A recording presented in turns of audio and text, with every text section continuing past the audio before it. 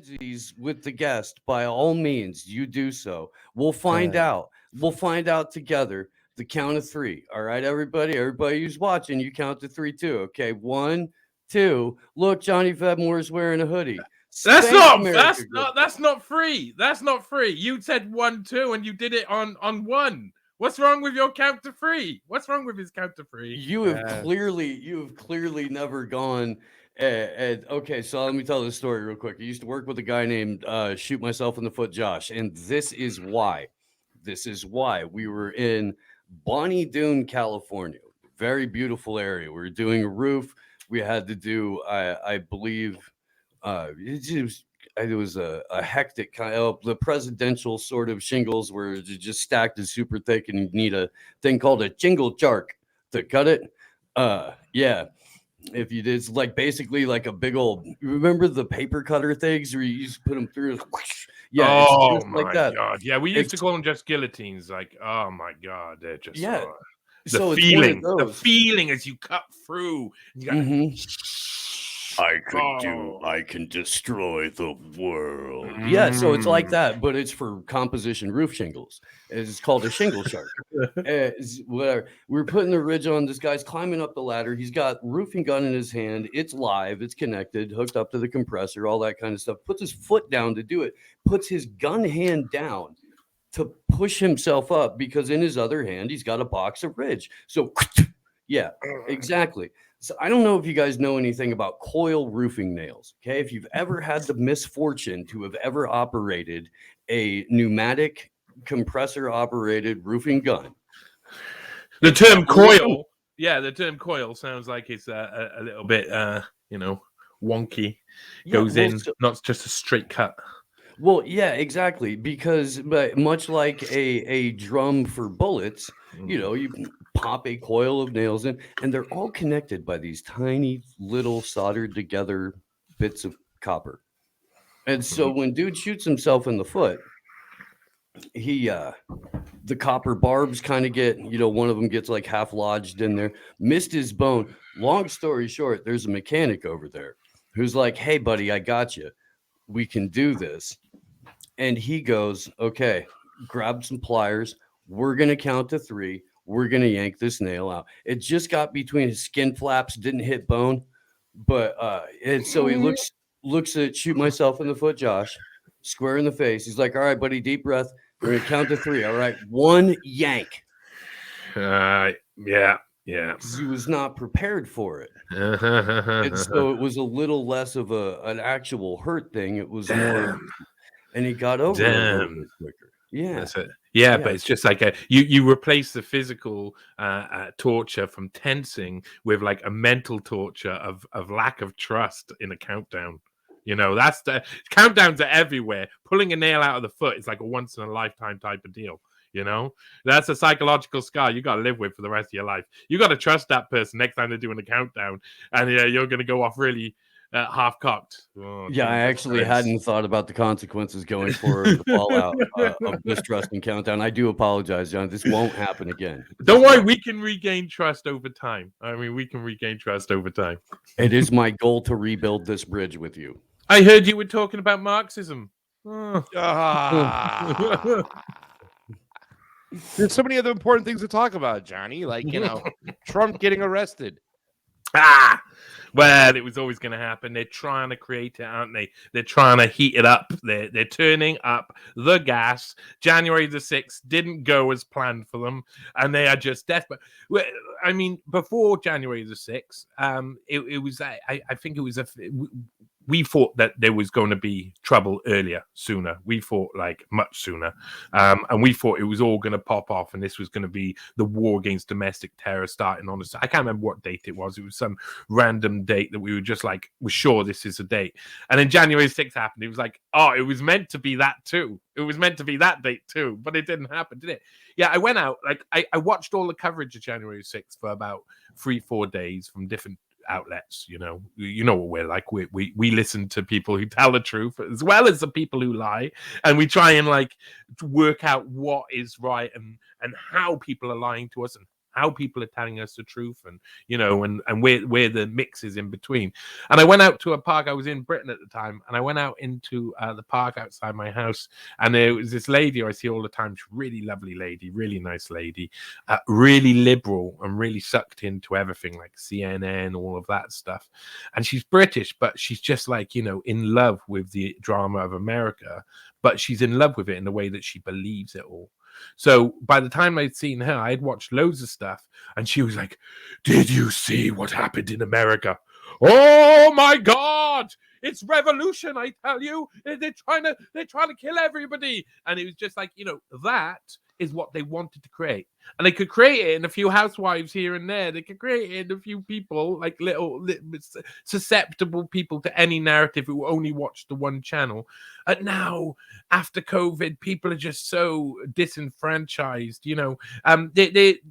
If you look at the World Economic Forum and how they manufacture trust with Edelman PR, their main kind of PR firm, that it also represents about 60% plus of all of the big companies, politicians, and everything around the world. They cover everything. So they what they decide as into changing narratives works.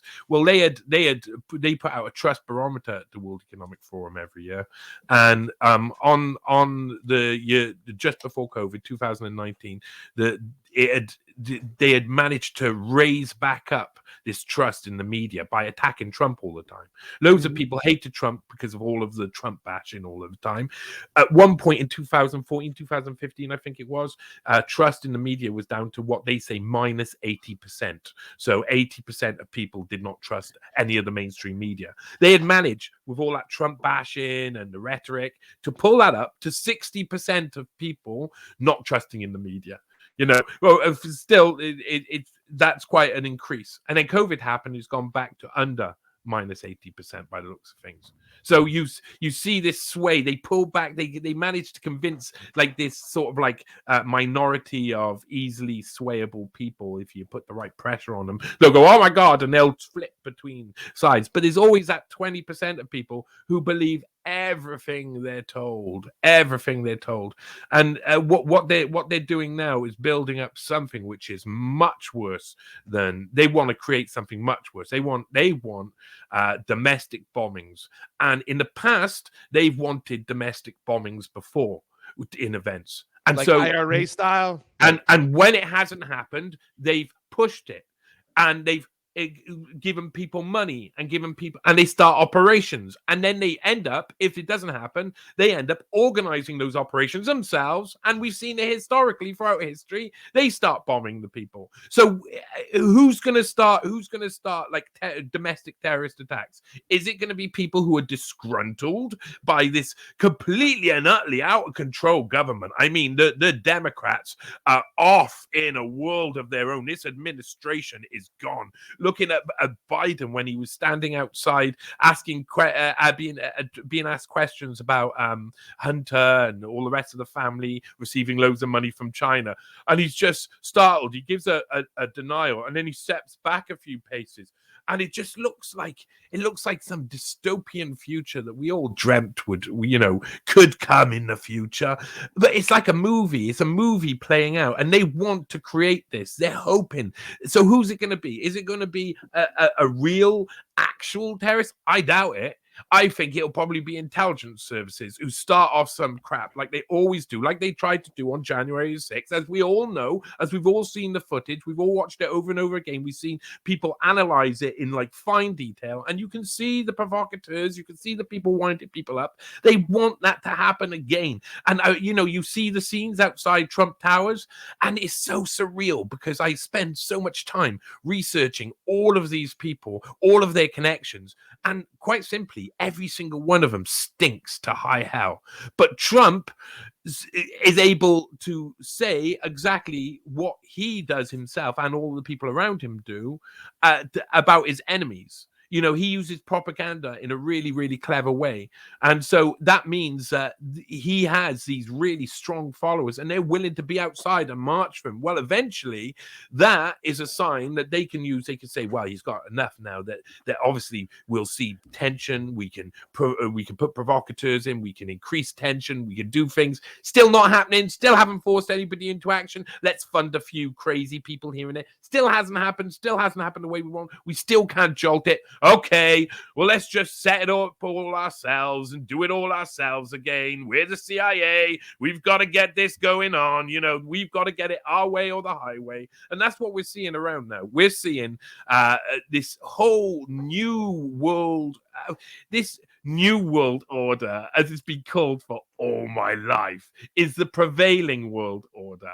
And it includes all of these sides, all of the dynamics, left, right, Trump, Biden, all of them are part of an order. The order has been set out by other people and they play their roles. They play their roles because they've been pushed into playing those roles and they've got no way out.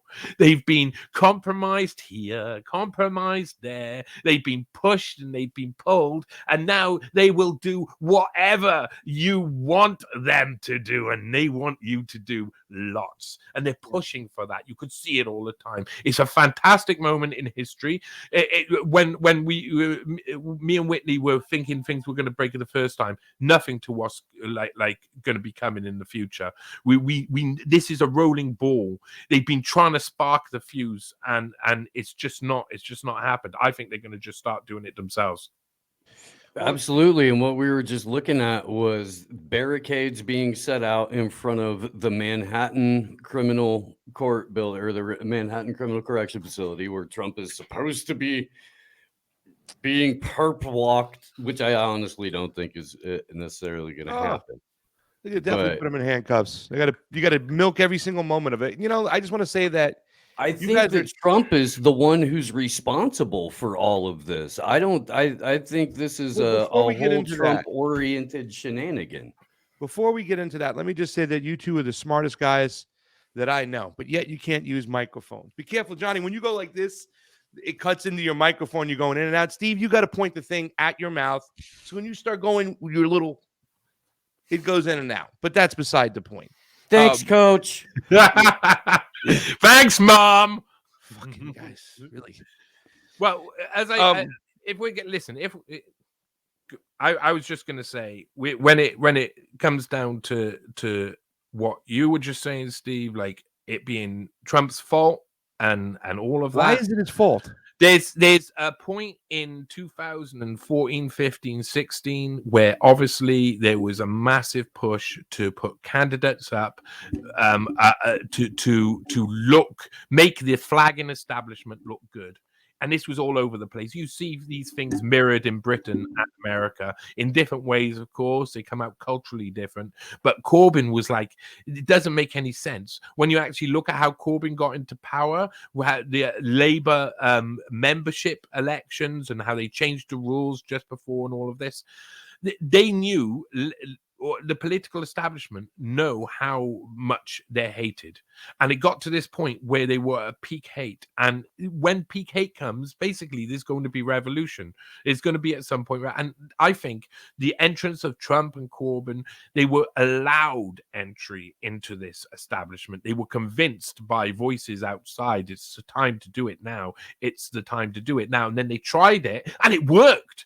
And they just kept getting momentum, which is ironic. In the UK, it was an organization called Momentum that backed Corbyn nearly all the way on the ground as like a fundamentally grassroots movement, what was seen as a movement.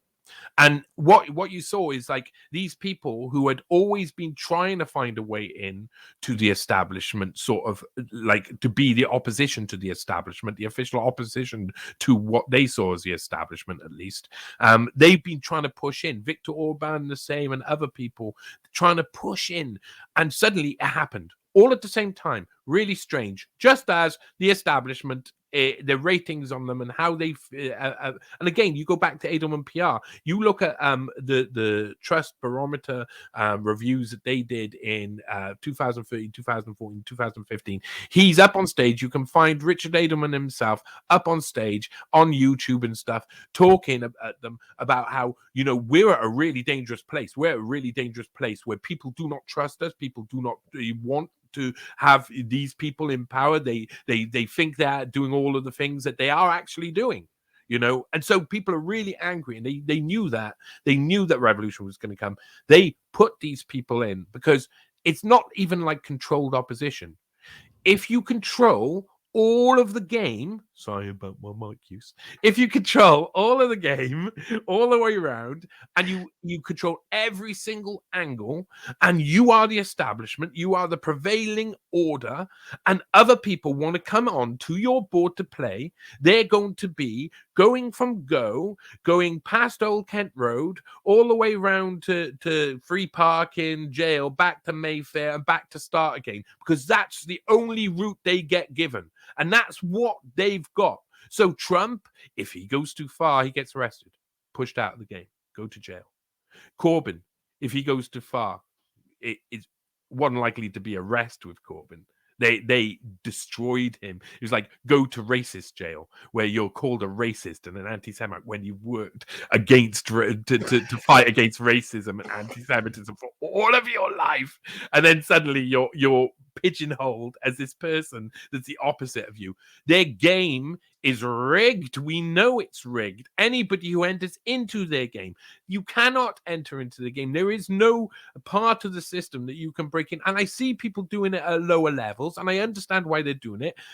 And in a sense, it's like I find it as a projection of a wish to have localism, to have some form of purchase over your, you know, they go in at a lower level. If you go in at a lower level and in politics, then maybe you can do something about your community and the people who live around you, and you can convince them not to become a 15-minute city. But it's also all of the people around you are the establishment and the game that are creating this thing that you're the lone voice in the dark and are shouting for. So all of this system has to go. All of the game has to change. If we want to actually have people who come in to do a good job in power and good people in power, the whole game has to change. It's pretty clear. And especially if you look at the quality of, for instance, presidents or prime ministers in the UK or America, you over the past 50, 70 years, say post-war, you see a big difference in quality, a quality of morals and ethics. And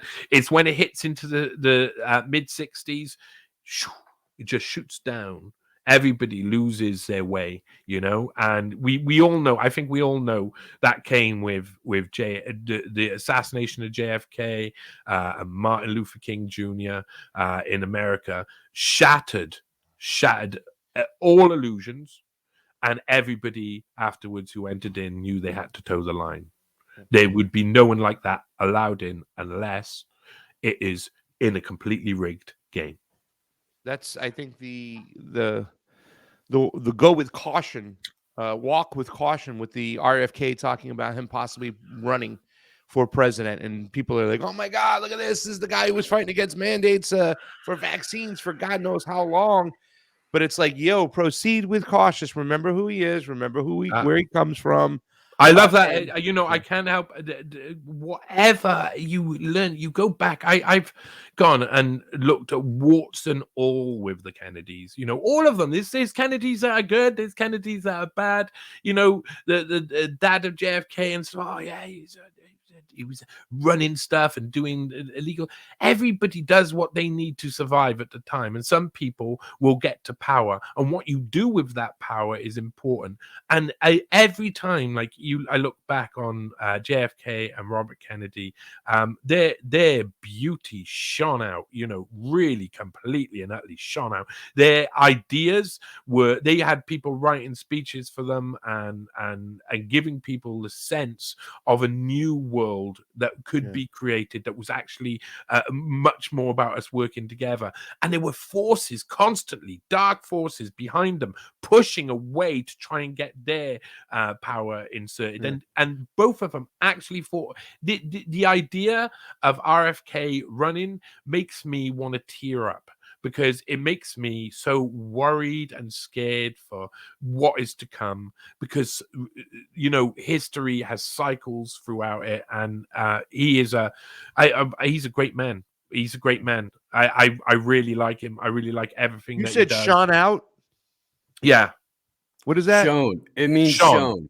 Oh, Like- shown. Like Yeah, a light. past tense of shine. Shown out. Like, Got yeah, it. I mean, I know you guys spawned the Shined out, language, maybe. but nobody fucking speaks it, right? Was that? Yeah, I don't know if Is I that- speak it, to be honest, because I'm Welsh. So I was going to say the Welsh didn't have anything to do with the English language. They- My bad. Yeah. Yeah, I just we wanted did. to If we heard it, we threw things at it. it's true. I wanted to use the line from Snatch. That was one of my favorite lines. He goes, "What did he say? I mean, I know you motherfuckers spawn the language, but nobody here happens to speak it." It's one of my favorite lines. But by the way, really quick report, Steve, you'll be upset by this. In the narrative management arena, of course, I was invited to another Mario in the Fall Twitter space, but never got to speak as I was sitting on the sidelines for quite some time, for about an hour and a half with my hands up. And I said, all right, they're doing it again. But this one shit was tribal as could be, man. They had that guy, Dr. Kaborka, or whatever his name is, Dr. Korga, you know what I'm saying? It was pretty well, he makes some sense in a lot of things, but so do a lot of Republicans nowadays. They make sense, but then where are they going, right?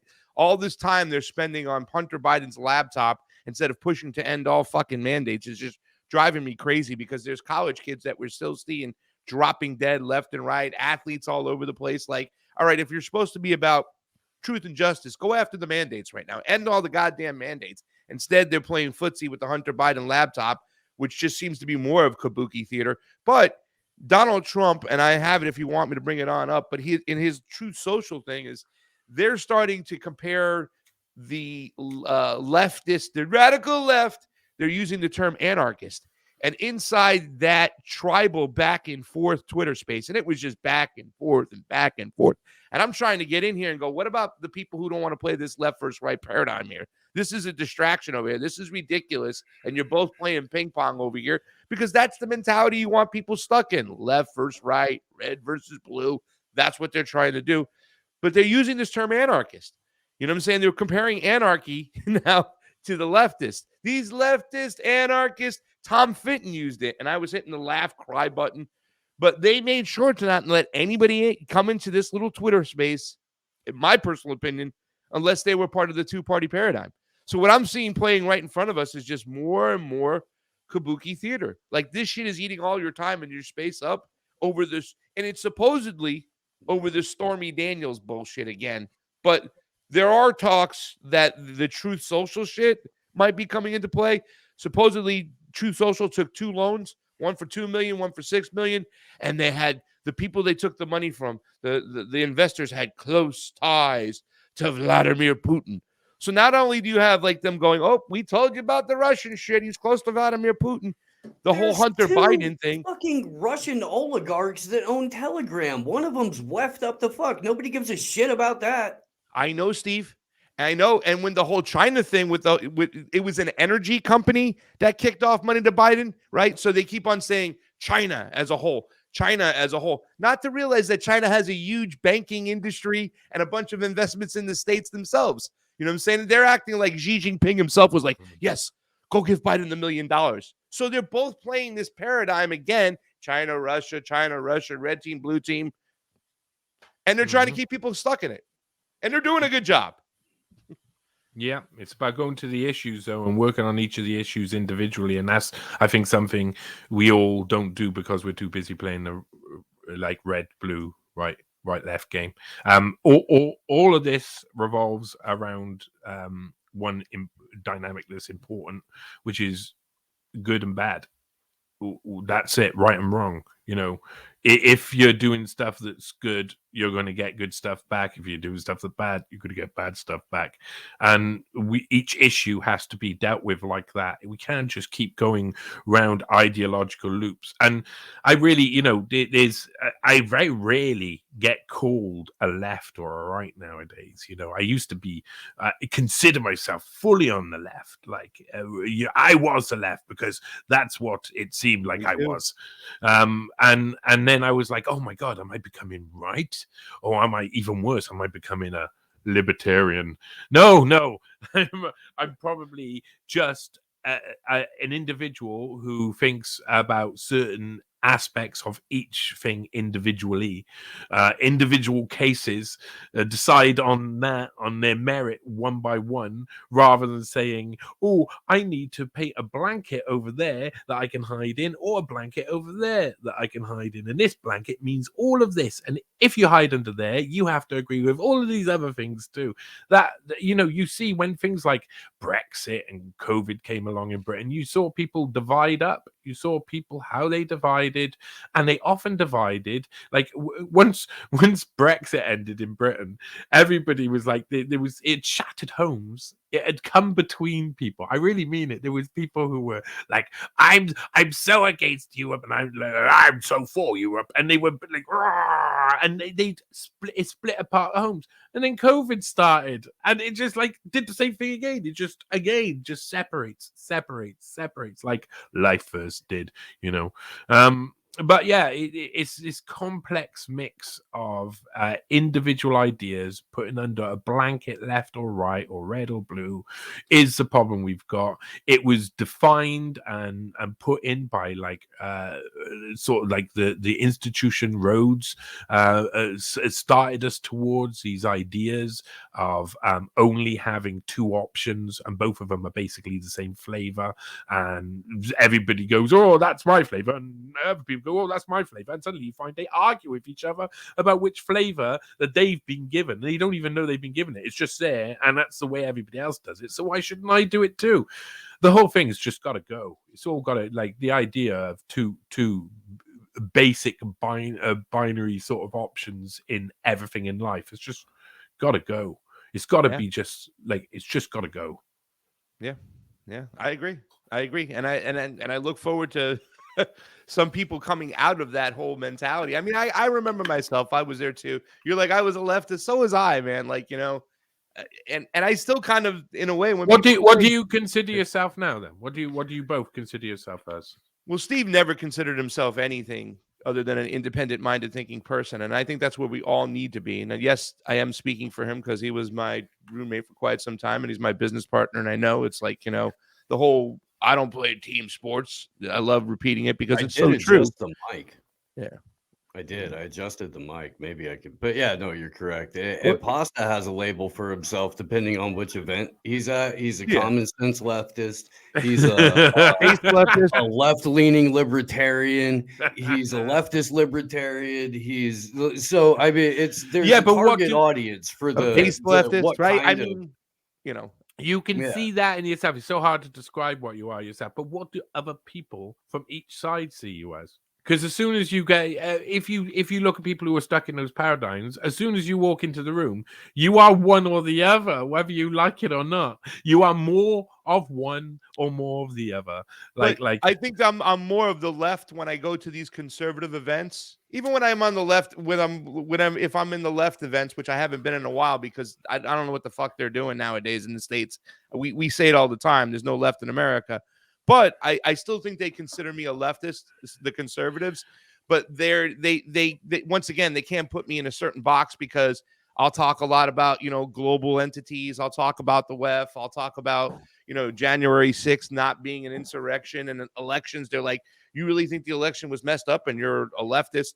But I always want to make sure that people understand where I'm coming from. For my biggest points is that I'm an anti-imperialist, right? If you're telling the truth, and you're being honest, that connects with people. That connects, and that's what I'm talking about. Individual, piece by piece. What do you believe on this? I believe this. What do you believe on this? What do you believe this? Well, they say, "Oh, you're not left though," and it's like, "Yeah, but you're not right though." And the thing that broke my sort of thinking on this was about 2017, I think it was. I was working on a piece about the Traditional Britain group, TBG, and I was following a guy. I don't want to mention his name. He's Mention it. Oh, he's such a. He's got lots. You've been outing people for the last couple of weeks. Mention I it. know, but this one's different. Okay, he'll pop up again in my life if I mention him. Right, his name was John Kersey, and he was pretending to be all manner of things, including the bishop and other things. And he had put loads of letters from qualifications that he had gained through this university. I can't remember what the university is called. Someone contacted me recently about it. They found that article and was like, "Oh my god, this is all just coming up again." And there's a really famous person who also went to this university. Well, this university was like, it was based in some remote African country, and was like Liberia or somewhere, and it was actually giving out faux degrees. People would pay £1,500 in Britain to become and basically the FBI shut it down eventually. And this guy had got lots of degrees from this thing, and he had created this persona for himself that he was this priest that was high ranking. Eventually he got even so bold as to say he was related to the original Pope. And he was like, I mean, it was unbelievable. The story is just wild. And he had become part of this group. Now, the reason why this guy, John Kersey, had done all of this is because he was a pianist. And he was a bit of a sad pianist. I don't think he got any like recognition, and he did like stuff. I think it was like Baroque work and classical stuff, and people were like, it was very limited space. Those with the record stores where you go in and they got the classical section with all of the tapes back in the day. Well, CD was coming into fashion and stuff. He was losing his place, and he just reinvented himself using this fake university and fake diplomas. And then he just went hog wild, just completely and utterly nuts. Just gave himself every single distinction and honor that he possibly could. Like I say, until eventually he was related to Saint Peter or whatever it was. He's like the top guy all of a sudden. I'm the king of the world. And he joined the Traditional Britain group. And Traditional Britain group is a really far right conservative group in the UK, and they've got some really nuts members. They kind of like a lot of their original members used to be lords who got under Blair got cut as being lords. The House of Lords got shaved. About 2/3 of the lords got kicked out and lost their peerage, and that made them, not lost their peerage, but lost their rights to sit in the House of Lords and to be a peer in that sense.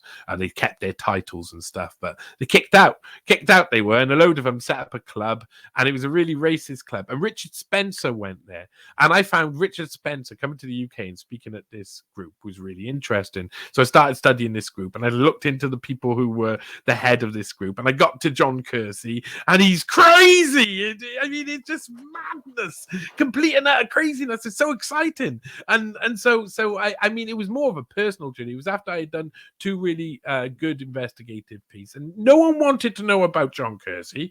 No one really read it. No one really interested with it. There was I was going to do a second piece about him, but no one would have cared about him. And he loved the attention. Oh my God, did he love the attention of me writing an article about him, even though it was bad. Eventually, he had to obviously leave the Traditional Britain group. I waited for the moment when they were having their conferences, and he's like the second in charge, be made by all these lords. He thinks he's this right-wing guy who's really clever and got all these qualifications, and he's a priest and all of this, and ordained in this and ordained in that. They think he's the dog's bollocks, really, as we'd say in the UK. And I waited until their conference, the night before like the 5 o'clock in the morning, when these guys would be waking up out of bed, and I had managed to find loads of their personal emails, and I sent it to all of their personal emails so that when they come down in the morning for breakfast, they would have all seen how John Kersey wasn't actually the man they thought he was. Oh my God, how funny it would be, I thought.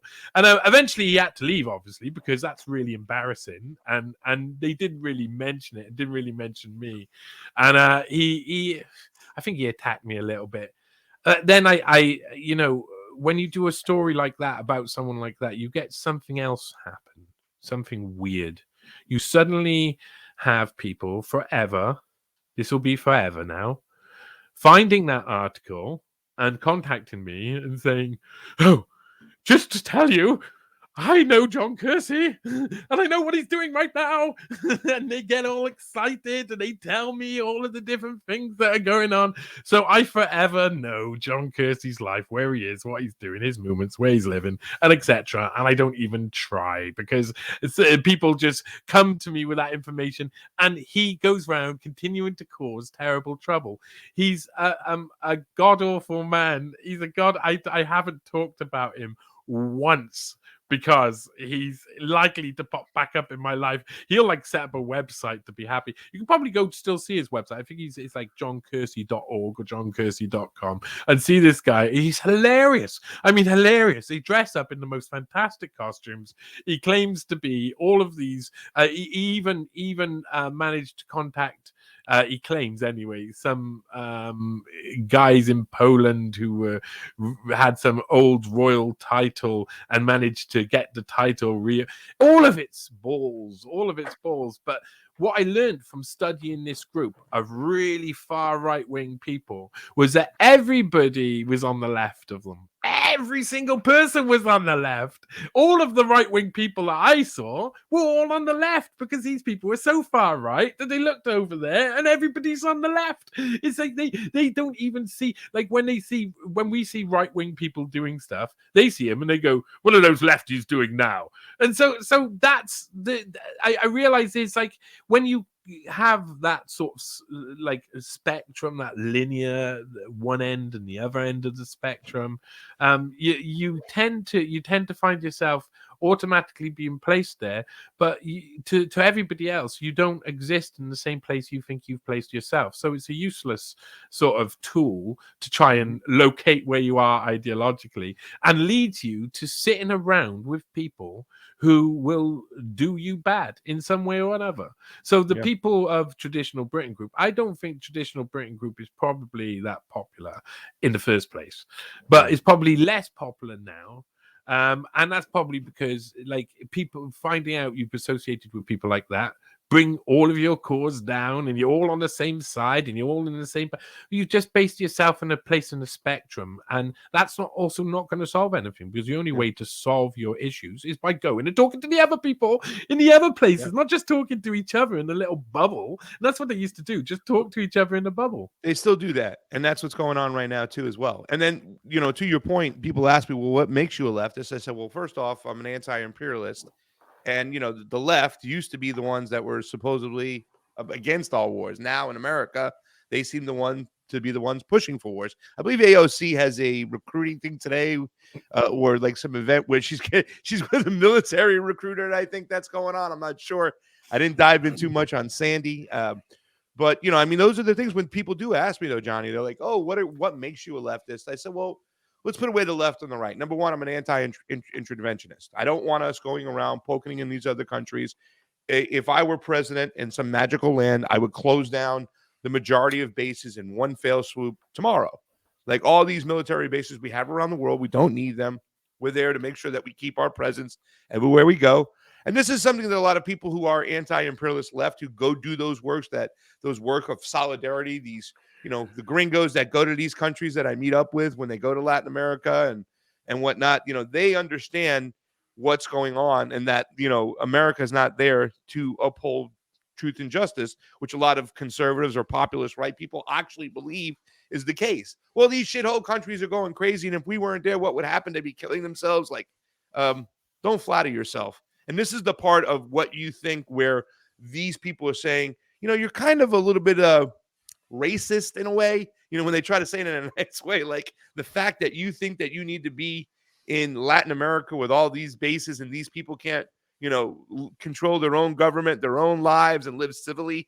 And also it's a cause for your migration. But that's when I asked them, I said, that's the first thing I would do. And then I said, I would end fracking.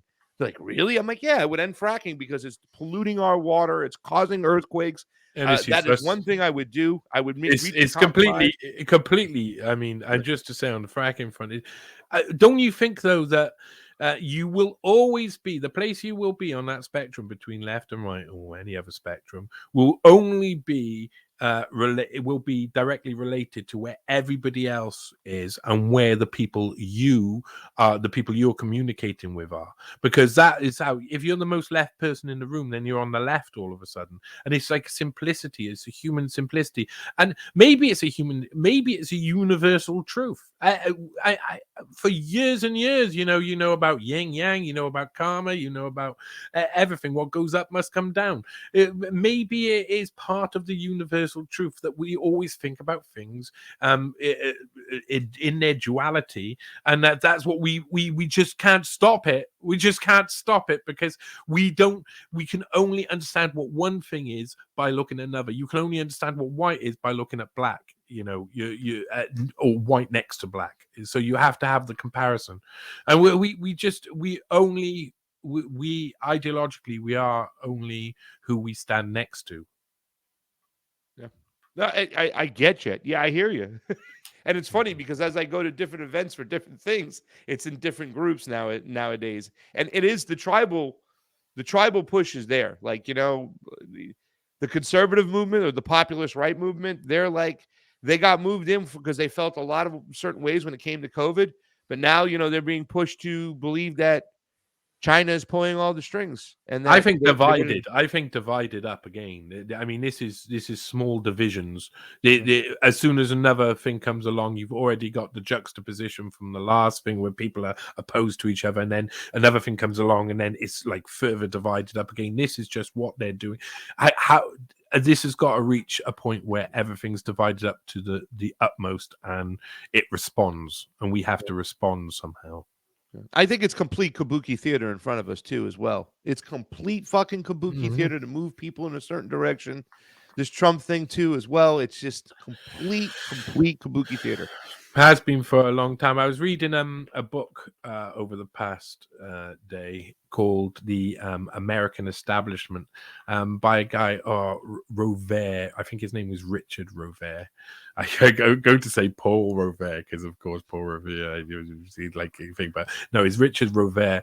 He was an academic in Harvard, and he also wrote for The Nation and other things. He used to be a Stalinist, and then he changed sides, and now he's with the establishment. And he wrote this book, The American Establishment, and it was all about, he claimed afterwards, I think he claimed anyway from a piece I read, that it was all a hoax, a joke. But basically, when I was reading this book, he was naming who the people who were the heads of this like overarching establishment were back then. So in 1958, you got John J. McCloy as the head of the Council on Foreign Relations. He used to be the chairman of Chase Manhattan. He was the head of the World Bank for a time, and loads of other things. And it was pretty obvious he was in control of the decisions that would decide what policymakers would do, because that's how it works. The people at the CFR all had a meeting, and then they would tell their subordinates what they had to do, and they would tell their subordinates, and they would tell the government, because that's who their subordinates are, and it would go like that. And there's loads of truths in this book. There's loads of bits where it's like, yeah, you're talking. I mean, he was talking to John Kenneth Galbraith, who, of course, comes up in my Schwab research. He's one of the Schwab's mentors given to him by Henry Kissinger from Kissinger's International Seminar to go back and set up the World Economic Forum. It's John Kenneth Galbraith and Herman Kahn. And John Kenneth Galbraith in this piece is asking him, he's saying, do you know, I've studied for a long time and I know who's in charge right now. Do you know who's in charge? And he thinks it's one person person, the person who was the head of the New York Times at the time. And then he says, no, it's John J. McCloy. Of course it is, for all of these reasons. And it's pretty obvious that John J. McCloy was head of the game back then. You can work out all of the people who are in the know who the top person is because they know who the top organizations are. They know who's in charge of that organization, or they can see what's happening around. The ones we're watching are never the right ones. But this book, American Establishment, I think everybody should have a look at it, because what it does is very clever. I personally think it's very clever. It says a load of truths in there and then says it's a hoax. Yeah. And that's a really interesting thing. That's what the establishment do. They show you their face, but we find it so grotesque and horrible and often mundane and boring and bland and gray that we just like turn away. So we've got to look at the real enemies in that. But I've been reading a book, and that really looks at the idea of what the establishment is as well. And even if you're going to read something like that as a thought experiment, and you bear in mind, you should always, when reading any book, you should always bear in mind to question it all and question why someone is writing this stuff to you anyway. But if you do that, then it can lead you to like that one piece of work really helps you understand how to work out who could be in charge, where the establishment lies, what it looks like, and what people who are in the know think it looks like. I think you said the important thing, and I'm going to go grab some coffee. Is you said loads of truths, right? Mm-hmm. Simple truths is what I talk about, like the obvious truths where they get you. That's how they get your attention. Oh, see what he's saying over here? This guy's saying some stuff over here that makes sense. I told you, but then he'll say something completely bizarre, a little bit messed up, and that's meant to move you in a it's the way they tell him. It's the way they tell him. So they say, look at this, but they tell you in a certain way that means when you look at it, your next step is into something that isn't right. So they show you something correct to lead you into a lie. And exactly. Maybe they'll show you a few things. It depends how important it is for you to believe that lie. Yeah. I'm the dog's bollocks. I'm gonna go get some coffee. There was a local band in the Santa Cruz Mountains when I lived there, Scottish bass player. So this is why, called the Dogs Bollocks. I've told the story, or I've used the expression a couple of times about, this guy had something in his eye. He couldn't see himself going to work that day. Graham is the person who came up with this band name. He's the guy where that whole thing originated from, because he was a bartender at the brewery, and frequently he would call in sick. So the running and it was right when he had a kid, and he was always using pink eye as the excuse. Oh, what? No, don't use pink eye as an excuse. Don't tell people about pink eye. What's wrong with people? Well, he would say my daughter has pink eye, and so not even on yourself. Newborn. He was throwing his kid under the bus. Right. Your newborns can't touch their bum very well, If they got pink eye, it's because you've been touching their eye. Oh, what a bad man. But at any rate, so that's where that I can't, I got something in my eye, I can't see myself go to work today, originated from, was because the gentleman who named the band the Dogs Bollocks was also a frequently no-show bartender. Yeah. I had a frequent no-show drummer as well, actually. Notorious for that. Notorious for that, drummers. I thought Spinal Tap was funny.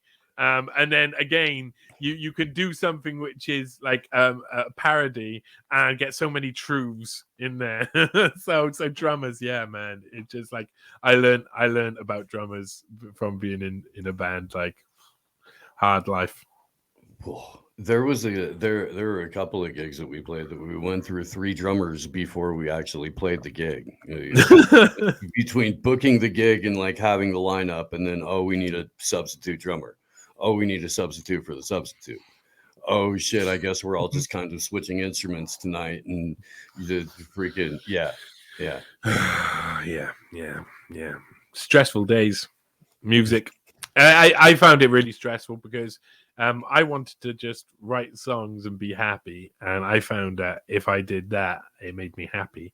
Like writing words down makes me happy. Writing music makes me happy. So all doing it all together and doing it with people who I like and having a smoke and taking drugs and the like. I mean, you just get happy, and that's all I really wanted out of the whole music thing. But some all over the scene, people were stuck in this like idea that the paradigm of the past still existed, where record labels would find you on the street and playing in some small club, and they would sign you up to a label immediately, like happened in the past, and you would go and become in all these festivals and stuff. And it's just not like that. They don't choose hardly anybody. They don't come and look. They wouldn't even know. The people in charge of radio stations, most of the mainstream ones, wouldn't even know good music if it whapped them in the face. Like one guy I met in hotel. I've talked about him a couple of times recently. I did a tweet about him a couple of weeks ago, and someone said that's a lie,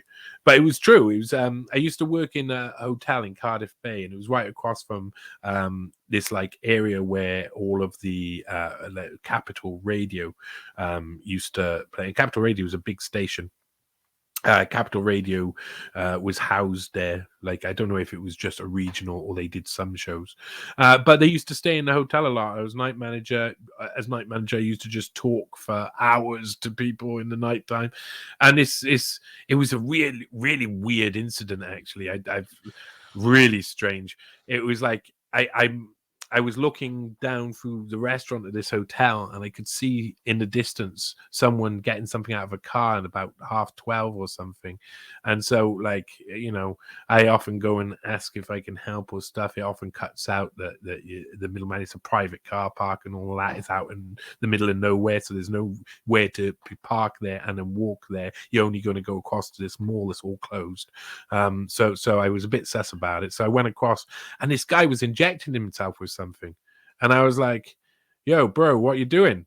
And he's like, "Oh, I got AIDS," and I was like, "Oh, nice, you know." What are you doing in the car park? Are you staying here? He's like, "No," and I was like, "All right, then leave the car park. Then I'm sorry about you having AIDS." And then he got in his car and drove away, and I was just like, walked in. But that was like that sort of interaction is a normal type of thing that a night manager does come across. And I spent years working as night manager in hotels because it was just, I mean, ridiculous. Some of the things you see and experience in hotels is just like, people are nuts. So it was always fun. And I went back to the hotel about an hour later. This guy come back, and he had been at some sort of event for Capital One, a Capital Radio event, or Capital Radio event, and he was one of the executives there. He told me, and they were paying for his room. He had a room there, and he was this like grubby, really like chubby, looked like a mafia don, but like sweaty as hell, going like this. And he was as he was talking, he was really drunk. I think he was high on something. And I was talking to him. He was a bit of a grotesque man to talk to, but he was waiting for someone. He said, someone to turn up. And I said, "Oh, so you work for Capital Radio? I'm a musician. Tell me, how do musicians get like independent musicians get on a radio station like yours?" And he said, "They don't. We don't have people like that. We have certain bands who pay money, and we look, you know, their team, their promotion team, and their marketing team, their management team pay us money, and then we put them out there. And if it's liked around the place, it gets played lots and lots, and they have to pay us less money to play it, but they still constantly, and then everybody else is paying money." And blah. So I said, "So we don't have any fresh talent. We don't have any new people. We don't do that. That's the old days of radio station. That's all dead, and it's crap." And like, I was like, "Oh, this guy's horrible." And like, it wasn't horrible because he was telling me something I did. I wouldn't want to be on the radio like that, like mainstream radio. It makes me feel sick. The mainstream has always made me feel sick. So I wouldn't want that. But he was so like, "Oh, this." And then that guy who I had kicked out in the car park came in, and it turned out he was a rent boy, and he went up to the room with him, and I was just like, ugh. That's what the mainstream kind of sort of like reminds me of, is that sort of interaction with people.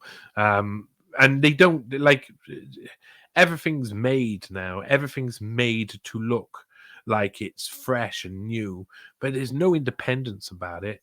This is all songs written by a gang of people in a room who are all trying to tick a certain amount of boxes and all trying to get a number one in a chart system, in a system that's rigged, a game that again looks like a Monopoly board, like all of these guys do, and it's all rigged, all of it. Mm-hmm. Okay, so what do we do? I was trying to do promo for this thing. I forgot that I put something out, or I didn't throw the Instagram on there. Look, there's an overlap in the independent media with that sort of mentality, and there's a satellite industry that is still looking at the previous business model, as there's certain elements that they still have to maintain about it. To a certain degree, we kind of do the same thing. There's a number of formats that have remained consistent throughout, so there's always people who come into the space that are going to be chasing what is, like, I guess, alternative network kind of status. And there it's I think everybody wants reach. Yeah, but You you are a symptom of something. What you're doing there is a symptom of something. Right. The end of mass media, as it breaks up, as it falls apart, as these people who have fed people this crap for so long discover that their ruse is out, because people like you have purchased now. You have the ability to get a camera, you have ability to get a computer, you have ability to stream out there on live, and suddenly they've got competition for the first time in decades and decades, like 50 years, 60 years, maybe since all time, since the invention of mass media. This is the first time that there's been, back in the day, there used to be pirate radio stations. Mm-hmm. And what would happen with pirate radio stations? Everybody would want to listen to them because they wouldn't be playing the same old crap the radio stations are playing. And they'd go there, and it was a radio station set up exactly as a radio station is set up. Some of the pirate radio stations were even like fronts and intelligence operations. There was lots of things like that going on. There's lots of like things that come with independence. And we've got that now. And again, we look out there, there's people who are like, okay, let's make our own show. What would we want our own show to look like? And suddenly they've got the ability to do that, which they never had before. So you've got the ability to have this. You're a symptom of their malaise, that people are desperate for something that is not this sick, horrible monster that's the only thing they've been offered for so long. And people like you and us in general, me, Whitney, the same, we are able to reach out now and say, disenfranchised much?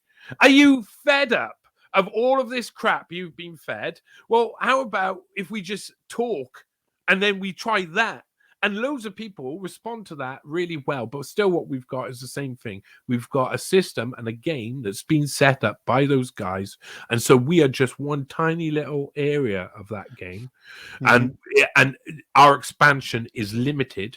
And they will keep doing the thing. I mean, you'll see it with Twitter as well. You'll see it switch between ownership eventually. If Elon Musk doesn't end up, I think if he doesn't end up going with Twitter as an idea of an everything app, then he'll get rid of it.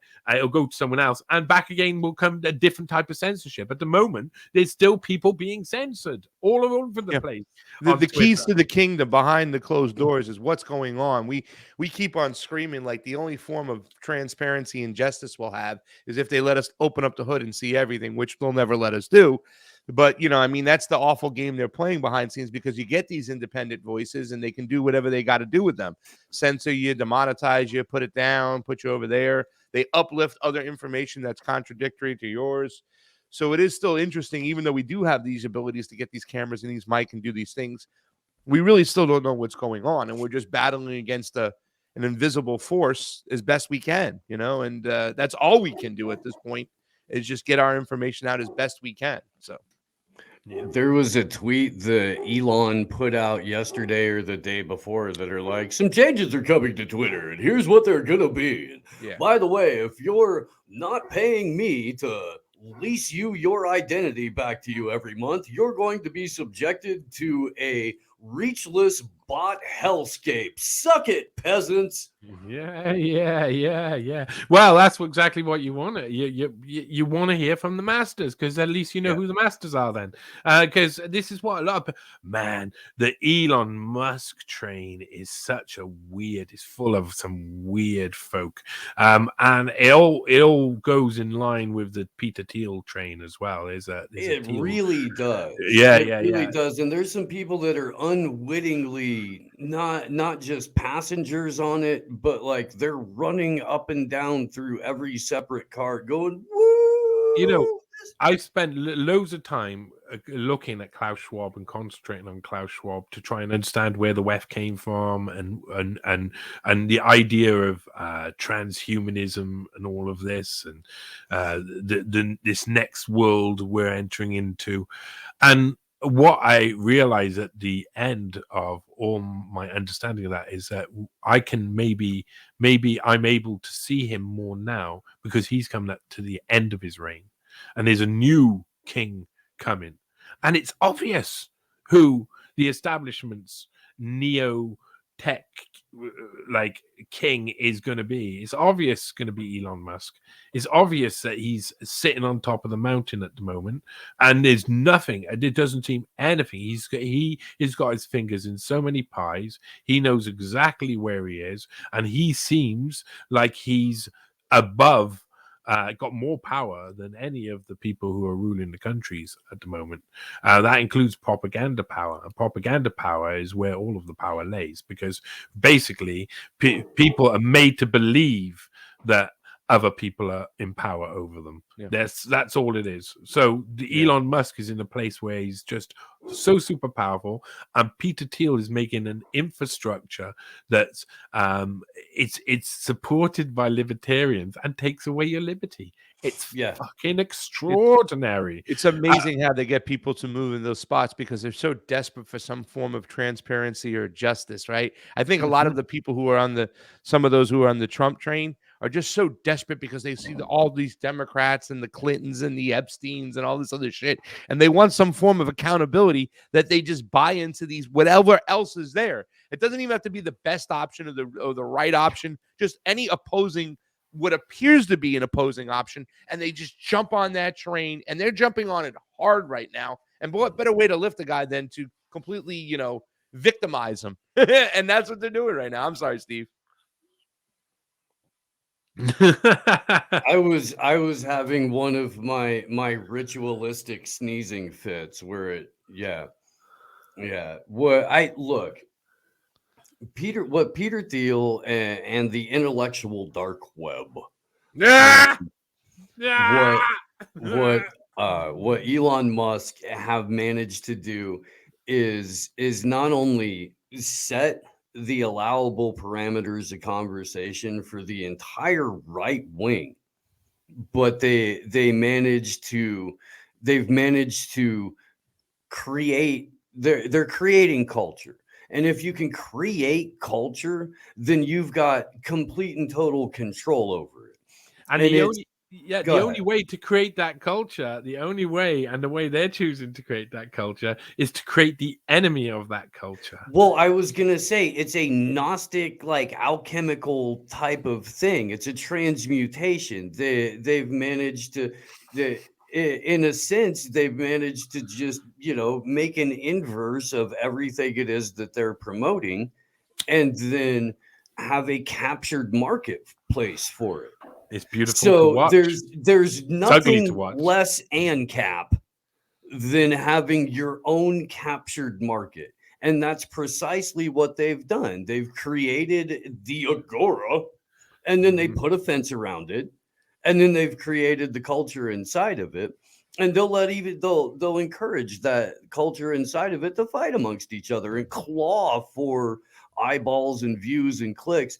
And so you get people who my God, they planted their flag on Team Elon and free speech, and he's liberating the Twitter, all this shit. And then about 3 weeks later, they're like, oh, well. And then about 3 months later, they're like, oh, fuck, this really sucks. And look, I can't stress this enough. The people who want to manipulate you only get to do that if you have knee-jerk hyper emotional reactions to their shit. And that includes cheerleading for them. That includes going to bat for people that you have never met, that you have zero evidence to suggest they give a rat's fucking ass about you. And I understand, again, that people want views. I understand that people want clicks. I understand that people want to get a message out. I get all of that. You don't have to go and felch a transhumanist in order to do it. But why Can I say not? something, Hey, though? I don't think it's. I listen. I know I want to say semi knee jerk reaction because I think a lot of it's not just knee jerk. It's planned of the. It's almost like a coordinated effort to get you there. It's not so much a knee jerk reaction because for so long, they've been doing what? Censoring voices, silencing people for certain things. So for quite some time, you're just desperate to get that message out that when it does come along, you go right with it. So I don't necessarily think it's knee jerk as much as we think it is. But yes, within that kind of parameters, then everything else becomes knee jerk around it. You know what I'm saying?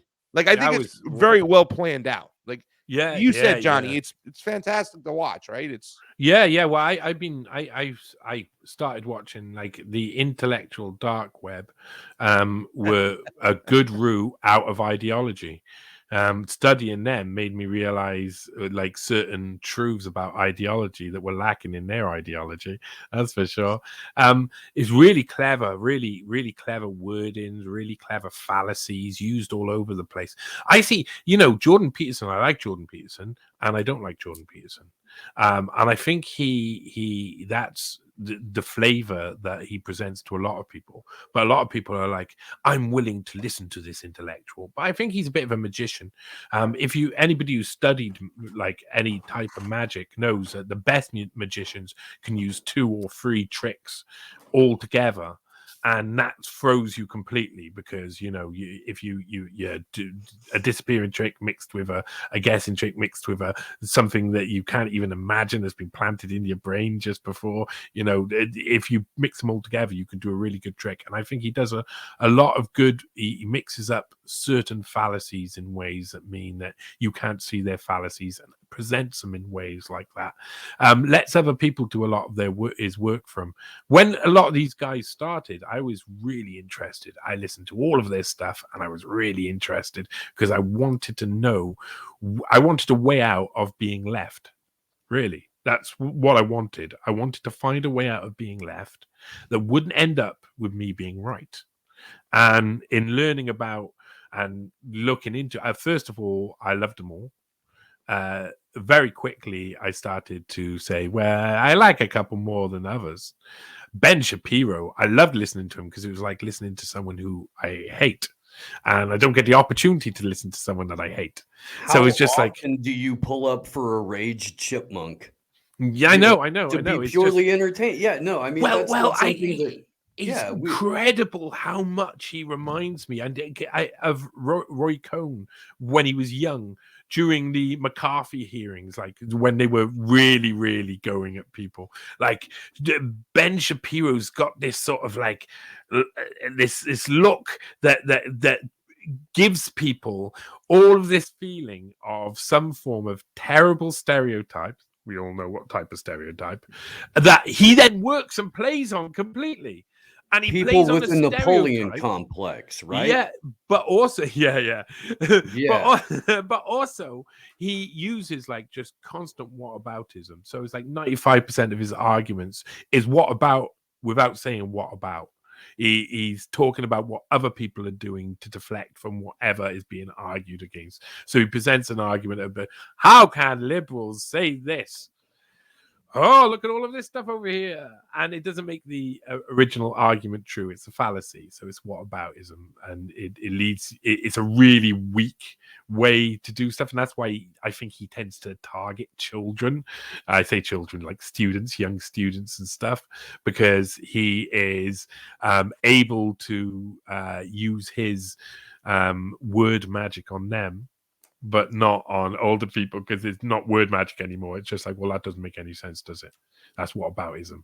And then he was all, okay, exposed, run away, go back and talk to the children, or people who agree with me and will surely agree with me, or will at least let me say my bit and not disagree with me too much. So that is the intellectual dark web, the place where these people could go, where they could speak to each other. And, you know, there was these outliers, like people like Rubin and stuff who were there. Joe Rogan was kind of like used as a centerpiece to be like, oh, look, he's hanging around with them and stuff. That means he must be one of them. So and I think they're all a bit controlled in a different way. Then investigating each of them was just incredible. I found some like really interesting stuff, and I don't think a lot of it is. I mean, Eric Weinstein is the only person out of them that has got like a load of really strange, deep stuff in his closet. Before the hedge fund, he was working for the UN, and he was in Edge, which was a completely funded by Jeffrey Epstein by this point, organization that was like Richard Dawkins had gone to their parties and different members of the scientific establishment. It was Epstein's way of courting all of these guys. You know, they'd hang around with young girls and have a drink at one of their nights, and then they'd work together and have a conference and stuff and things like this. And Eric Weinstein attended those. Now he's argued with Whitney online and then blocked her. I think I can't remember if he's blocked her or not. Nearly straight afterwards, because he didn't want to hear the response. He didn't want to hear the response. You don't want to hear the response. And he's done too much barking. I like his brother. I like Brett. I'm not a fan of someone who presents themselves as one thing, and then I look at them and I find them they're another thing. That's the reason I do my work. I really get annoyed by that, so it like drives me. So Klaus Schwab, he presents himself as being a nice guy, but he's actually awful, and it's like, oh god, that's annoying. Let's try and find everything I possibly can about politicians. They do it all of the time. It's really easy to understand. That's something that I hate, and it's something that it leads me to a place where then I can find reason and enough like momentum to expose the real person behind the lie. I don't like seeing a lie. I don't like seeing a face that's a lie. And I think I know them now. And so with a lot of those guys, I like Brett Weinstein, but I don't think he's completely honest. I think he's likable, but I don't think anybody that is Peter Thiel's money guy is going to be acting in good faith in terms of information relayed, because he's protecting all of those interests. Unless he comes forward one day and he's like, okay, look, I've got, I've got server farms of information that I'm going to share. And then as far as you motherfuckers know, I dipped into Hollow Earth. Peace out. Like short of that, when he talks, he's talking from the viewpoint of, I was CFO, Thiel Capital Management, some shit like that. He's got like an almost right-hand position to Peter Thiel as far as where his money goes. Yeah, you're talking about Eric. Eric Weinstein is just Eric? That's it, Eric. Okay, Brett is a scientist brother who was in. He was in some university when it got overtaken by those terrible left-wing protesters, and oh my god, they had to hide in a room. He was going to do that University of Austin shit with Peter Thiel and Joe Rogan and Barry Weiss and Tim Dillon and like Brett Weinstein's really interesting. One of the funny. I'm not sure that he. It's not gonna. I don't think it's gonna age well. But it was like, I'm not even sure if I when I was watching it, I couldn't believe what I was watching. But maybe I'm just stupid. But I was watching one Brett Weinstein podcast where he's sitting down and he's come together with all of these strong male black members of the community, and he's basically telling them about their community. And I was just sitting there thinking, man, there was these like stern black faces looking at like, what the fuck's this white guy doing talking about all my shit for? And I just like, he couldn't see himself. I just don't think he can see himself fully. I think he's Was he cute. like, Brett yo, Weinstein dog, is will this. you let me in on what happened with Zulu Nation and Bam fucking them kids? Like, what's up? Whoa, what's that all about? I was talking to someone who's like who's big in the hip hop industry. Oh, over all that here. shit's true. It is. Yeah. Well, it's amazing. 50 years since like the birth of hip hop. This was 50th year anniversary of hip hop, and I was really interested in the idea of interviewing a few people about hip hop.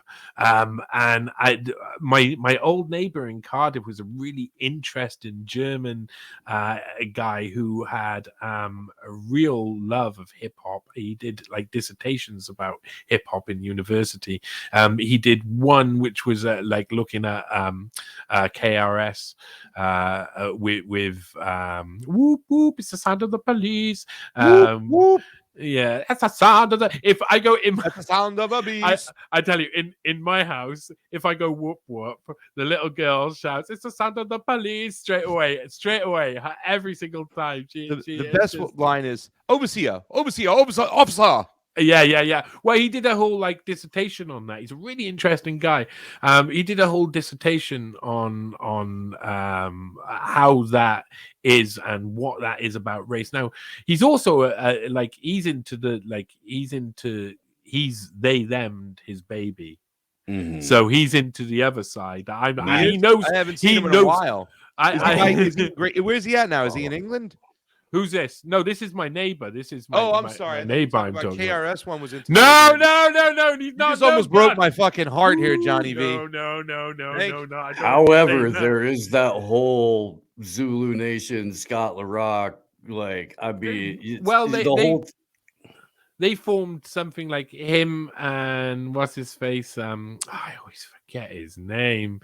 Yeah, boy, from what's his Flavor face? Flav. Yeah, Flav. the other one. What's the other guy? Chuck D. Chuck D. Terminator X. He has formed with KRS when some sort of hip hop alliance. I was talking to a guy who's the head of the original hip hop alliance in the UK recently, and he asked me about the Zulu Nation stuff as well. Asked me if that was real, and I was like, I haven't even looked into that, and I was gonna like look back on the history of hip hop, and of course, like. You automatically think if I'm going to look into something like that, I like, oh man, the first thing I think of is reverence. You know, it's like, oh wow, it's the start of this and the start of that, and you don't think about all of the other stuff going on. And it's why I don't usually enter into these fields, because usually I start looking into something and then I have to know the rest of it. And I don't really want to, that's horrible stuff to hear. Well, and if you are at all familiar with any of the other videos that have come out through, like the dude who was with 3-6 Mafia had a bunch of like little whistleblower moments where he's like, "Yo, this is what happens at these parties. This is how they get you. This is how you get, all of that kind of stuff." It becomes a little bit too hard to just be rumor, or it becomes a little bit. There's too many people that have come forward over the years to be like, this is exactly what happens in this business. This is exactly who these producers are. This is exactly who runs these record companies. This is one of the things I'm working on right now. My most recent news hound was about Tim Westwood, who's the BBC Radio 1 DJ. He also worked for Radio 1 Extra, and I think he worked for Capital Radio as well before that. And he has got a string. I met him 3 times while working in a hotel game nights in the Hilton, and I've put out my own experience of him, and it's wild. There's a lot of drugs in there and other things, because it's just like that was separate from Tim Westwood. I was constantly always high. That's how my life was once upon a time. Oh, it still is. No, but Tim Westwood was this really flamboyant character who was a really tall 6'8", 6'9" DJ. He's white as they come and hung out in the black community in the gang's talks. Like he used to talk with the sort of the London gang sort of voice. Oh yeah. You know, he was always talking like that sort of stuff. He was talking like he was black. He was trying to project that out. He wanted everybody to believe that. Now, when I met him on the third occasion, I was a night porter in the Hilton. It was my first job, and we were taught to do some real naughty things there. We were taught to get prostitutes for people and what the routine would be when we. So we were taught very early on. Literally, first question in the interview I went to in the Hilton, for the Hilton Cardiff was, "What do you do when a guest asks for a prostitute?" And I was sent to the red light district, and they were like, "Nope. You've got to do all of these different things." And I was like, wow, okay. this is something else. It was the first, there was 2 5-star hotels popping up at the same time. What was the hooker protocol, if you don't mind? Oh, the hooker protocol was basically you after a while you get to know the different brothels that are in Cardiff. The brothels are illegal. Yeah, they're allowed to run because they're going to keep running whatever happens. so the police can shut them down a billion times, but they just stop raiding them eventually. And you can call these places up. So in Cardiff, we had the Ambassador, the Executive Lounge, and a couple other places. And you basically get the list. They used to come in the South Wales Echo back in the day in the massage section, and you'd basically call them up, and of course they all want to come to the Hilton, so you're probably going to get the best of their lot. And massage parlors in Britain are a very intriguing sort of setup. Like I say, they are very protected, of course. If anything happens, the police turn up and take away the person who's done something wrong, because they're seen as massage parlors. And until there's any evidence of something else, they're not going to accuse them of it, even though they all know what they're doing, and they could just go in and do a sting operation and get them. So these places are quite big. They're quite protected. The girls get checkups. It's like a form of legal prostitution without it being legal. It's like a turned blind eye sort of prostitution. So we'd never get aimed to get girls off the street or girls to think. It was always from one of these places, and you'd call them up. They'd send their girl around. You tell them the routine. You take them up in the lift. Now, I was dressed like Captain Scarlet at the time because some German designer had been employed by the Hilton Cardiff to design all the uniforms. So for some reason, I was dressed like Captain Scarlet when I was doing this. And you're hello, is this Pussy Mart? Yes. Seriously, we used to regularly put straws in our ears and have them bent round so it looked like we were doing the full Captain Scarlet. I mean, it was a great time. We were so high. It was everybody. It was an opening hotel. Everybody was just high all of the time. It was just everybody was just. It was a party life. All these people come together, get to know each other really well, and go blah. And it was very much like that. Even there was so much crossover between staff and guests as well. Lots of rules in place that got broken. But I take them up in the lift, scenic lift. You take them to the room. Then you'd say to the guy, right, I'm going to be back in an hour. You'd oversee them getting money. And be like, okay, I'll be back in an hour, and check if you need any more help or if you're staying for longer. And then at the end of the time, alarm would go off. I'd go up, knock on the door. If they didn't answer, straight in, but knock on the door. They'd usually be finished, or they'd be finished before and come down before. And I'd escort the girl down. I'd get her a taxi. Usually I'd have a conversation with them first. A long conversation. We had a patisserie in the Hilton next to the scenic lift, and I used to sit in there just afterwards, me, the night manager, and a couple other people, and we just have a conversation because it was just a girl doing her job, and her job was in the realms of 5-star living. Everybody knew what was going on, and everybody knew the game.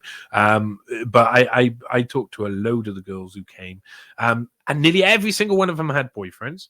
Nearly every single one of those boyfriends were in the army, and nearly every single one of those boyfriends knew exactly what they did. You know, those are the first questions you ask. You want to know certain things about them. You want to know, why do they do this? What do they do? But it's hard to ask it. But as soon as you've met the girl twice on a friendly basis, and you've looked after her and looked out for her and made sure she's all right.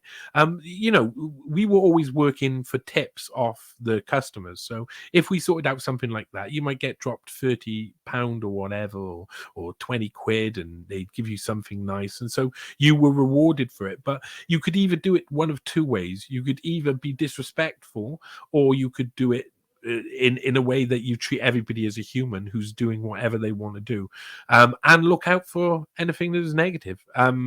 There was never one time that I experienced through my time in the Hilton. It was only once. It was after the Tim Westwood nights. It was after the Tim Westwood nights that it all stopped, because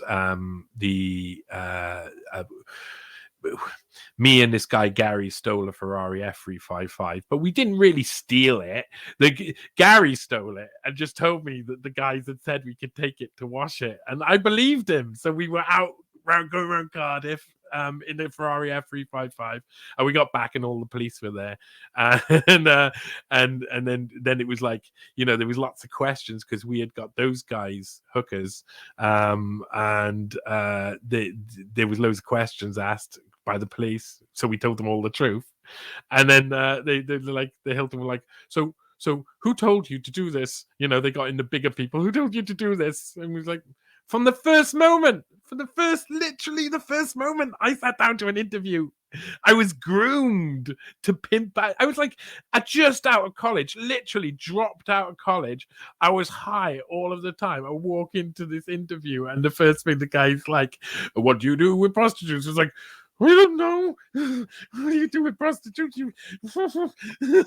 And straight away, the guy's like, boom, this is what you do. Groomed straight in. And then it was just matter of fact. And then until the Ferrari F355 incident happened. And Gary only told me later on that he was the one who scratched the side, and he was the one who broke the light on the Ferrari.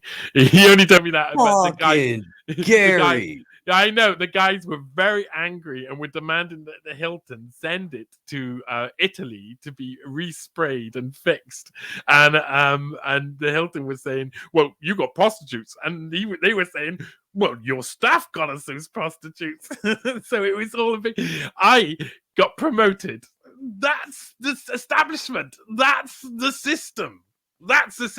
I sat in the room, and they said, "Tell us what happened." And I told them what happened completely, like from start to finish, no word of a lie. And they were just, all right, well, obviously you can't tell anyone about this. And then the next time a supervisor position came up on reception, it was the same time a concierge position was going. And I was just like into the porter concierge life. I was just getting into it. It was just like, so I could get away with anything. Guests would give you drugs and money. I mean, that's just silly. When you're working in a job and guests give you drugs and money, you're just like, this is the greatest job ever. And especially when you're like 18, 19, 20. And so I was well in it, but they were like, listen, there's this position over here on reception as a shift leader, and you know, you go for it, and you should go for it. Oh, you should go for it. And they kept saying that to me. And then 10 people or something went for that job and were interviewed, and each of them had 2-hour interviews. And I was sat down for 5 minutes in the smoking room and told, right before any of those were interviewed, you got the job already, just don't tell anybody, all right? They got to go through the interview process. And I was like, well, all right then. Like that happened to me twice there. Well, and even that's a psychological mind fuck, because they're watching to see if you go snitch. Yeah. Well, So- the problem is that I didn't play their rules like they wanted me to play their rules. And when they gave me like shift lead and reception, there was a few times where things happened. There was a guy actually it was probably from a guy who was the head of TBI, who was a really drunk one night and was play boxing with me and hit me in the eye. And we were messing with each other. We weren't. I mean, it was both. It was consensual, but he hit me in the eye and he had a ring on, and my eye was bleeding. And the ops manager brought him back in, and I became obviously a face of trouble that needed to be watched really carefully. So they wanted me in this certain position so that the ops manager could continuously watch me from his office. And that didn't work out well for me anyway. And I didn't want to be around that. And I felt like I had really a nervous breakdown by the end of it, because I felt like I had been built into a liar. Like I went into work. I tried to be honest and a good friend and always nice. I've always tried to be like a good person in my life. It's something that is been passed on and instilled by a good mum, who understood right and wrong, and really strict punishment. Sometimes right over the top, sort of like bang around the head. Back when I was a kid, that wasn't illegal. That's by teachers as well. So I had learned a lot, and I always tried to be nice, but the Hilton had made me into something I didn't want to be, and I felt really sad by it. And after the Hilton, like, I didn't do any of that stuff ever again. I was off work for about 6 months after that. I just couldn't. I just felt like the idea of going into any place and living a life for someone else just hurt like so much. And I think it's because I just had an abundance of trying to be this person that I definitely wasn't, but I enjoyed being while I was there. When you're being the concierge, when you're going around sorting out a regular customer with this or a regular customer with that, you feel special, you feel like you're important. But there's certain like moments where you see a flash of, you are in a box and your mind is no longer your own. They stick you in loads of training over and over again to take away who you are and replace it with something that is grotesque. And this is like almost every company is standard operating procedures for interviewing, for training, for recruiting. It's like you get 2 weeks in the Hilton of complete brainwashing, and then every week you're doing loads of brainwashing sessions. That's all you can call them. They call them training, but when you actually work out what they're doing, they're sticking their brand so far inside your head that you never want to leave, that you'll do whatever they want. You said that it feels good when you take care of somebody or do something, right? The hospitality industry.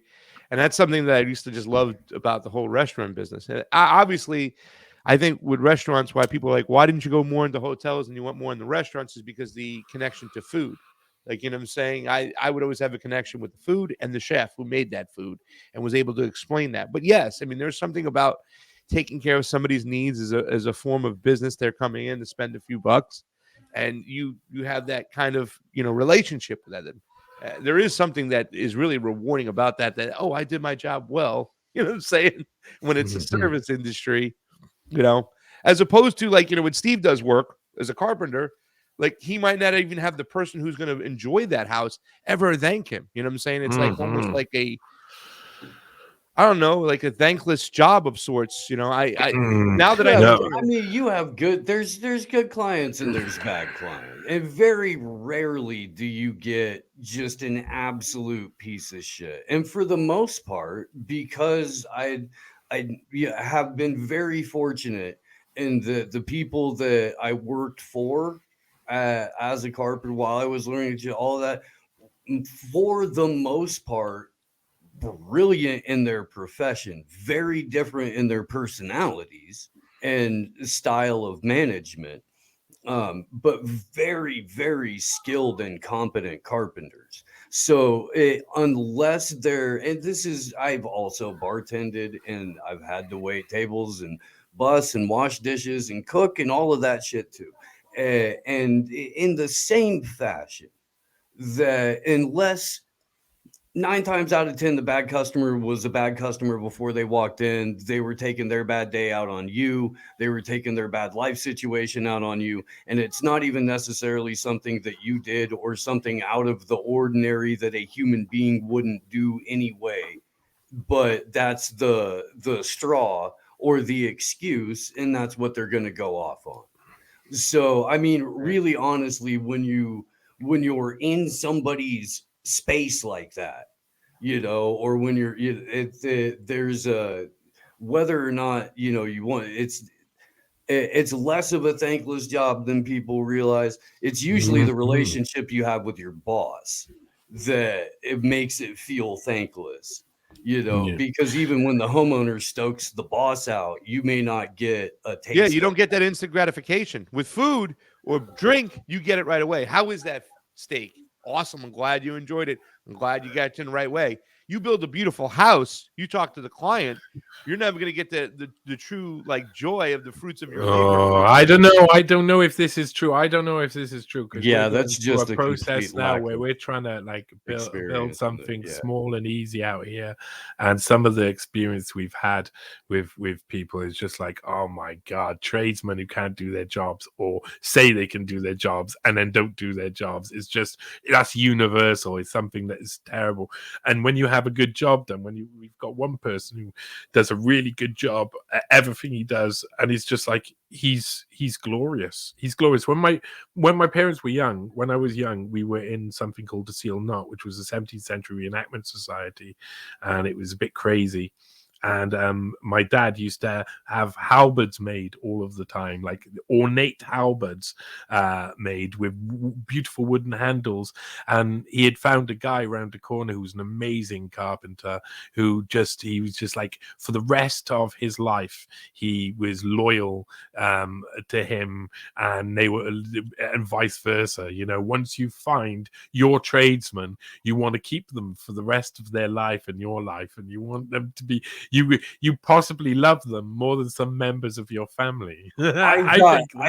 I've received more gifts from clients that I've done work for as a carpenter for like Christmas or the Hallmark holidays than I ever did as an adult from like members of my extended family. 100%. Yeah, but I mean, the electrician we've got working in the house now, I love him.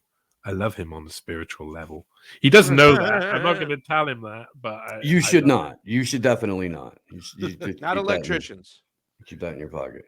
Well, no, it's just he might try to kiss you because everyone knows that electricians are the gayest of all the trades. Kiss me, you say? Yeah. A man? Kiss me. Why they have those little? Is why they have those little tiny tool belts. I thought plumbers were the gayest. No. The what? Plumbers. No, well, the reason that they always have an apprentice is because they get lonely, but it's there's I don't know if they're okay, I think electricians are repressed, plumbers are less repressed. I think that's you can go down that route. Yeah.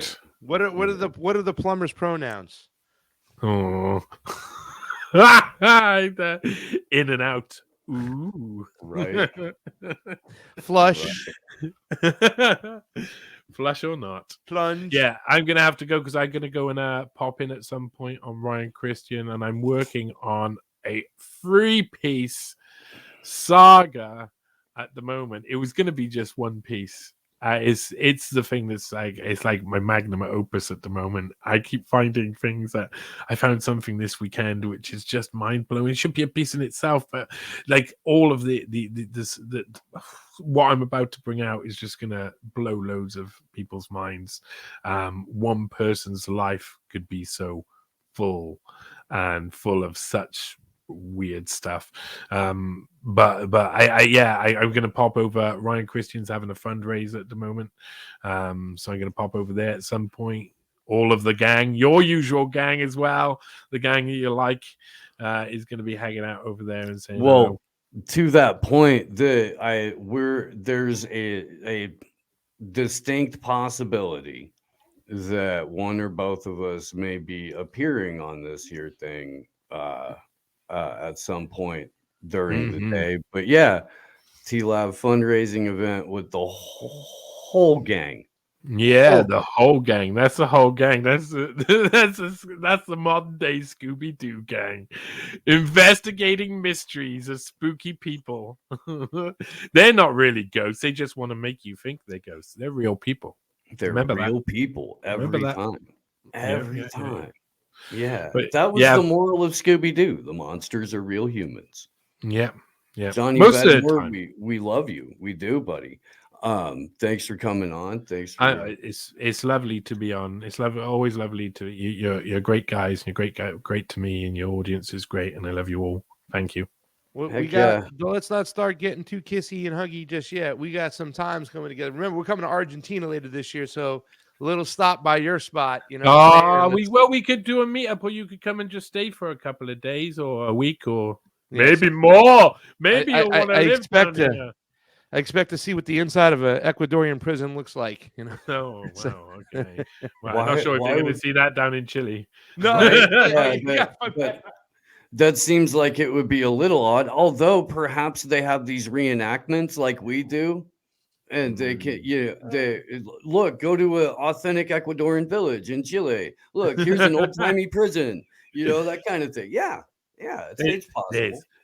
What's amazing? There is an Ecuadorian person in my house as we speak. Who do you want, Lasso or Boric? You make a choice. Oh, no choices over here. Thank you very much. No, revolution. I want Mapuche leaders. That's what I want. It might get a bit messy, though. We might have to move, but I'd like to see Mapuche leaders. That'll shake things up. Ho, ho, ho, ho, ho. I'm bringing my Adidas jacket. We're hitting the town. Love you, Johnny V. Say hi to Love Whitney ya. for us, and Indeed. come back soon, brother, please. Thank you. See you later. All right, Johnny. Cool, man. That's always fun. And we're about 15, 20 minutes out from Clint Russell swinging in. Should probably take a moment to thank